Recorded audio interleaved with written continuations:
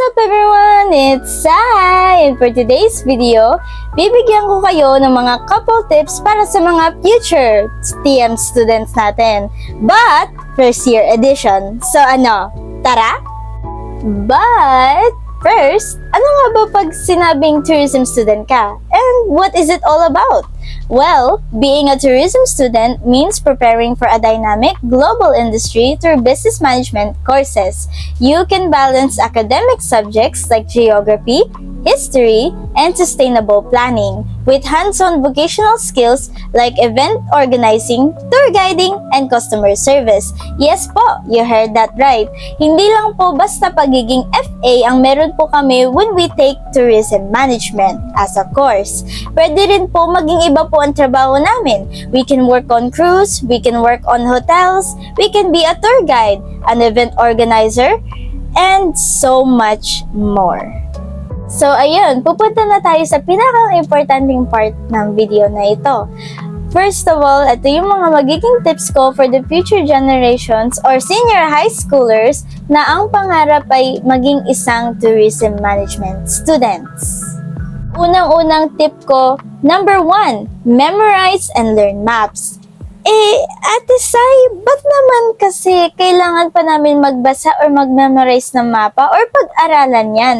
Maps are old. Yes, but it is really needed if you're going to be a tourism student. Why?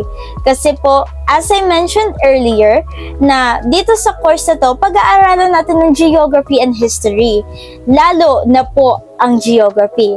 As a tourism student, you should know where you live, asan kayong place, and of course, hindi lang po dito sa Pilipinas, but also in other countries. So, hindi lang po Philippine geography ang pag-aaralan nyo, but as well as world geography, which is mga foreign countries sa ibang bansa.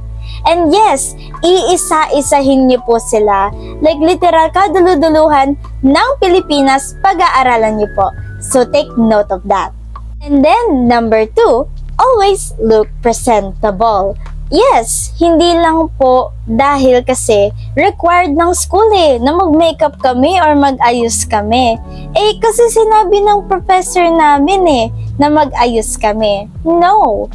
Kailangan po namin mag-ayos as a tourism student because we want to look presentable for our future customers. And always, laging pinapaalala sa amin ng mga professor namin na kami ang mukha ng Pilipinas. Yes, not just Philippines, but sooner or later, maybe sa ibang bansa din po. So dapat, of course, looking presentable tayo for our customers. Kasi ang unang-unang titingnan po nila at ang makikita nila sa inyo ay yung physical appearance nyo po. Definitely, your face. The third one is always be humble. Yes, as a tourism student, we are trained to be humble. Yes po. And hindi lang po trained, it's actually a requirement na dapat po humble po kayo. Kasi hindi po pwede na mas mataas pa po yung pride nyo kaysa sa posisyon po ng boss nyo. As a tourism student, you should always respect others. Respect their cultures, their values, their norms, and everything else. And always remember to help people or to do your job, not because you were told to or because labag sa kalooban mo. It's because you wanted to.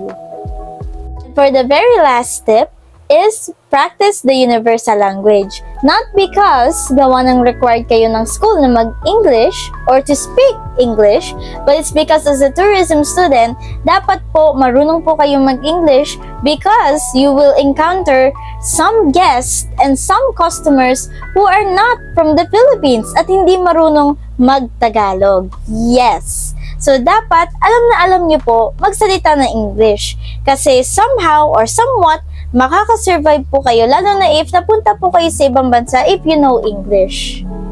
And that is all for today's video and sana hopefully nagustuhan nyo po yung video ngayon and hopefully sana nakatulong yung mga tips definitely for those na mga future generations or future students na gusto maging tourism management students. And of course, always remember to always believe in yourself. and always be yourself. Kung ano man ang course at kung ano man ang magiging gusto nyong future job at kung ano man ang passion nyo, always follow them. And yun lang, keep safe and I'll see you guys on my next video. This is Sai, signing off. Bye!